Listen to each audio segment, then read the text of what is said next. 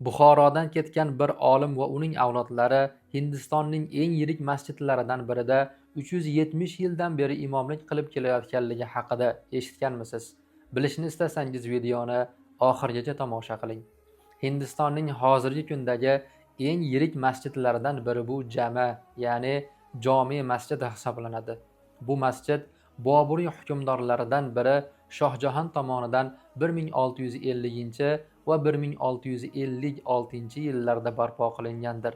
Qurilish ishlariga taxminan 5000 nafar insonlar qatnashgandir. Shu insonlar orasida arablar, hindlar, forslar, turklar hamda yevropaliklar qatnashgan. Masjidning umumiy xarajatiga esa o'sha davrning puli bilan hisoblaganda 1 million rupiya sarflangan ekan. Va masjid 1656-yillarda Buxorodan taklif qilingan Sayyid Abdulg'ofur Shoh Buxoriy tomonidan ochilgandir va bu olim Shohjahon tomonidan o'sha masjidning birinchi imomi qilib tayinlangandir. Va hozirgi kunda ham Sayyid Abdulg'ofur Shoh Buxoriyning avlodlari o'sha masjidda imomlik qilib kelishadi. Ha azizlar, bizning ajdodlarimiz dunyoga dars beradigan darajada buyuk olimlar bo'lishgan.